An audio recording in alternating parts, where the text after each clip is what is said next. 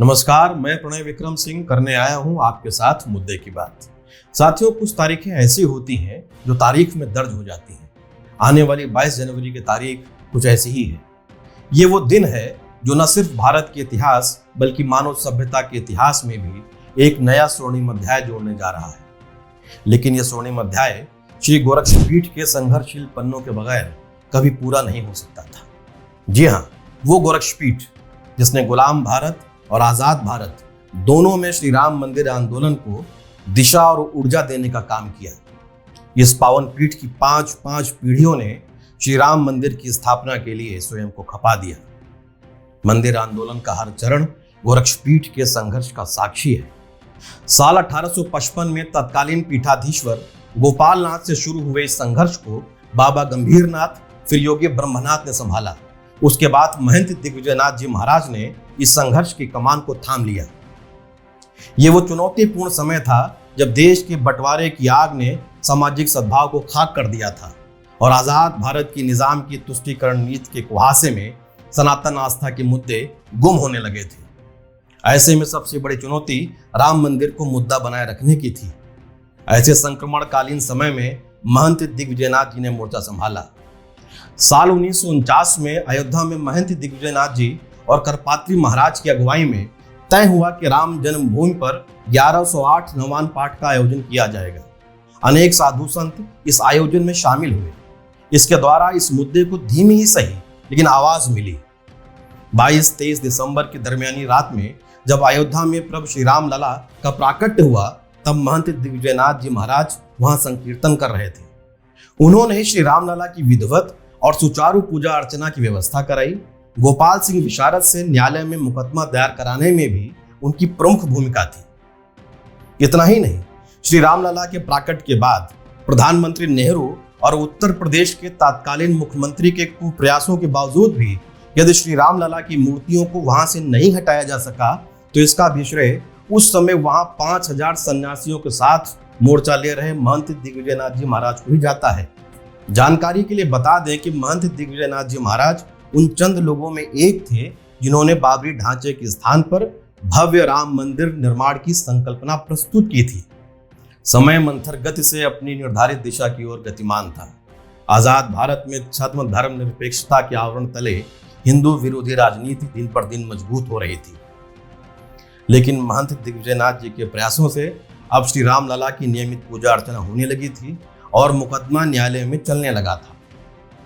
इसे समय के बलिहारी न कहें तो क्या कहें कि सबको सहारा देने वाले प्रभु श्री राम भी न्याय के लिए न्यायालय के ही सहारे थे। संत और सैनिक के सुंदर समन्वय वाले नाथ संप्रदाय की अध्यक्षीय पीठ गोरक्षपीठ इस तथ्य को समझती थी कि सकल आस्था के केंद्र भगवान श्री राम के जन्म स्थान पर उनका मंदिर बनना सनातन धर्मावलंबियों की आस्था और अस्मिता की रक्षा तथा भारत के सांस्कृतिक पुनरुत्थान के लिए बेहद आवश्यक है। किंतु इसके लिए सोए हुए हिंदू समाज को जगाना पहली शर्त है। यही वजह थी कि 28 सितंबर 1969 को महंत दिग्विजयनाथ जी के ब्रह्मलीन होने के बाद उनके शिष्य महंत अवैधनाथ जी महाराज ने अपने गुरु के उद्देश्य को अपना बना लिया। ये तो महंत अवैधनाथ जी महाराज भी जानते थे कि राम मंदिर आंदोलन की सफलता बगैर जन सहयोग के संभव नहीं है और जन सहयोग जन जागृत के बगैर मिल नहीं सकता था। सैकड़ों साल दुर्दांत मुगलों के अत्याचारों को सहने, दमनकारी अंग्रेजों की यातनापूर्ण गुलामी झेलने और फिर ताकतवर कांग्रेसी सरकार की तुष्टीकरण नीति के घने काले साये में सोए हिंदू समाज को जगाना आसान काम नहीं था। यही कारण था कि स्वामी विवेकानंद के ललकार गर्व से कहो हम हिंदू हैं भी पराजित और पराधीन मानसिकता से ग्रसित हिंदू समाज को जागृत नहीं कर पा रही थी। लेकिन ऐसी चुनौतियों के बीच से ही नायक जन्म लेते हैं। विपरीत परिस्थितियों से जूझने का मादा रखने वालों की अगुवाई में ही समाज एकजुट होता है। महंत अवैधनाथ जी महाराज जानते थे कि भले ही प्रभु श्री राम का मंदिर मुगल आक्रांता ने तोड़ दिया हो, लेकिन हर हिंदू के घर में उनका एक मंदिर जरूर बना हुआ है। झोपड़ी से लेकर महल तक उनकी उपासना के गीतों, भजनों और कीर्तनों से गूंजते हैं। हमारे लोक जीवन में राम रचे बसे हैं। बस आत्मविश्वास और स्वाभिमान जगाने की देर है। श्री राम जन्मभूमि की मुक्ति के लिए हिंदू समाज उठ खड़ा होगा। महंत अवैधनाथ जी की सबसे खास बात यह थी कि वे एक आध्यात्मिक गुरु होने के साथ ही सच्चे सामाजिक संत भी थे। हिंदू समाज में व्याप्त बुराइयों और कुपरंपराओं पर उन्होंने जमकर प्रहार किया। जातिवाद और छुआछूत के खिलाफ उन्होंने व्यापक अभियान चलाया। पूरे समाज को एकता और भाईचारे के सूत्र में बांधने के उनके युगांतरकारी और निर्भीक प्रयासों ने तत्कालीन समाज और हिंदू संगठनों के बीच उनकी स्वीकार्यता को आश्चर्यजनक हद तक बढ़ा दिया था।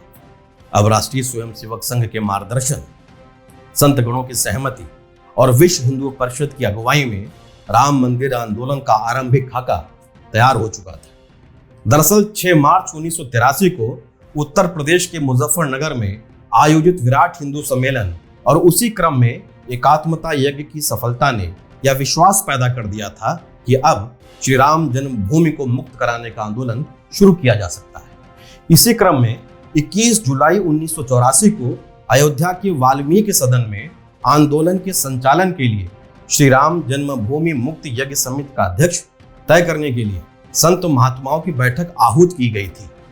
निर्भीक, सर्वस्वीकार्य और समर्पित अध्यक्ष की चाहत में बैठक तो शुरू हो गई, लेकिन हिंदू विरोधी कांग्रेसी हुकूमत में यह बीड़ा कौन उठाए? तय था कि जो भी अध्यक्ष का पद स्वीकारेगा वो सरकार के निशाने पर आ जाएगा, क्योंकि समिति को ही आंदोलन का ध्वजवाहक बनना था। अयोध्या और देश के बड़े बड़े महंत इस बात से भयभीत थे। उन्हें शंका थी कि अगर राम मंदिर आंदोलन की बागडोर उन्होंने संभाली तो केंद्र और उत्तर प्रदेश की कांग्रेस सरकार उनके मठ और मंदिर छीन लेगी, उनके मंदिर मठों को अधिग्रहित कर लिया जाएगा। सवाल यह था, यदि अध्यक्ष ही नहीं बन पाएगा तो आंदोलन संचालित कैसे होगा? समाज किसको देखकर आंदोलन से जुड़ेगा? और जब नेतृत्व ही इतना भयभीत होगा तो सड़क से सत्ता को चुनौती कैसे मिलेगी? बात सिर्फ निर्भीकता की होती तो कुछ संतों पर विचार भी हो सकता था, लेकिन निर्भीकता के साथ साथ सर्वस्वीकारता होना उससे बड़ा मुद्दा था। ऐसे में सबकी निगाहें महंत अवैधनाथ जी महाराज की तरफ निहार रही थी। अमूमन शांत रहने वाले महंत अवैधनाथ जी ने आगे बढ़कर इस चुनौतीपूर्ण दायित्व को सहर्ष स्वीकार किया। आखिर रामकाज उनके जीवन का उद्देश्य था। अब आंदोलन को गति देने के लिए हिंदू समाज को संगठित करना, साधु संतों को एकजुट रखना और सत्ता की ताकत से लोहा लेने की तैयारी बुनियादी काम था। श्री राम जन्मभूमि मुक्ति यज्ञ समिति के अध्यक्ष के रूप में महंत अवैधनाथ ने जातियों में बिखरे हिंदू समाज को राम मंदिर आंदोलन हेतु एकजुट करने के लिए श्री राम जानकी रथ यात्रा निकाली। देश भर में निकली ये यात्रा बेहद सफल रही। जन जागरण हो रहा था। आस्था और अस्मिता की रक्षा के लिए समाज जागृत होने लगा था। चौराहों और चौपालों में लोग राम जन्मभूमि के बारे में बातें करने लगे थे। इसका श्रेय महंत अवैधनाथ जी को ही जाता है। उनकी पारदर्शी कार्यशैली और ओजपूर्ण समाज शैली का ही कमाल था कि जातियों में बिखरा हिंदू समाज एकजुट होकर भजन रूपी सौगंध ले रहा था कि नर नाहर श्री पुरुषोत्तम का हम मंदिर वहीं बनाएंगे, सौगंध राम की खाते हैं हम मंदिर वहीं बनाएंगे। अनेक मत मतांतर के कारण संत गणों को एक परचम तले एकजुट कर पाना भारी चुनौती थी, लेकिन महंत अवैधनाथ जी के सरल और सुलझे व्यक्तित्व का ही करिश्मा था कि देश भर के अधिकांश संत इस आंदोलन से जुड़ चुके थे। इस आंदोलन से जुड़े सभी छोटे बड़े कार्यक्रमों और गतिविधियों में उनकी केंद्रीय भूमिका थी, जैसे धर्म स्थल रक्षा समिति की स्थापना हो या वंचित समाज के किसी व्यक्ति के द्वारा राम मंदिर की आधारशिला रखवाना हो, शिला पूजन कार्यक्रम से लेकर शिलान्यास के संबंध में सरकार के साथ वार्ता हो, या 30 अक्टूबर 1990 को श्री राम मंदिर के गर्भगृह में विश्व हिंदू परिषद द्वारा कार सेवा की घोषणा हो, हर जगह वो नेतृत्व करते नजर आते हैं। जब 6 दिसंबर 1992 को भारत की आस्था और अस्मिता पर कलंक, विवादित ढांचे का ध्वंस हो रहा था, हमारा समाज गुलामी की निशानी से मुक्त हो रहा था, उस समय भी महंत अवैधनाथ जी घटना स्थल से कुछ दूरी पर ही खड़े थे। सच में महंत जी राम जन्मभूमि आंदोलन की आत्मा थी। उनके शिष्य वर्तमान पीठाधीश्वर और उत्तर प्रदेश के मुख्यमंत्री श्री योगी आदित्यनाथ जी महाराज भी अपने गुरु और दादा गुरु के पक्ष चिन्हों पर चलते हुए राम मंदिर आंदोलन से सदैव जुड़े रहे। उन्होंने सिर्फ राम मंदिर के निर्माण तक ही स्वयं को सीमित नहीं रखा, बल्कि वे तो अयोध्या के कायाकल्प के शिल्पकार हैं। अध्यात्म नगरी को अत्याधुनिक सुविधाओं से लैस कर उसके पुरातन गौरव को पुनर्स्थापित करने का रामकाज सिर्फ योगी जी के ही बस की बात थी। वे कहते भी हैं कि हम चाहकर रघुवीर के, जब ऐसी भावना होती है तभी कायाकल्प जैसा काम भी हो पाता है। मंदिर आंदोलन से लेकर अयोध्या धाम के कायाकल्प तक श्री गोरक्षपीठ का योगदान सभी धार्मिक और सांस्कृतिक संगठनों के लिए एक उदाहरण है। गुरु परंपरा में विश्वास करने वाले सभी व्यक्तियों और संगठनों के लिए यह प्रेरणा है कि मुख्यमंत्री योगी आदित्यनाथ जी की तरह गुरु के अधूरे संकल्प को पूरा करने के लिए अपने जीवन को खपा देना ही हर शिष्य का धर्म होता है। इससे सुखद और क्या हो सकता है कि श्री गोरक्षपीठ ने जिस राम मंदिर आंदोलन की नींव का पत्थर रखा था, आज उसी पावन पीठ के महंत की अगुवाई में उस पर श्री राम मंदिर आकार ले रहा है। सौभाग्य का विषय है कि 22 जनवरी को यह मंदिर अपने भक्तों को समर्पित भी हो जाएगा।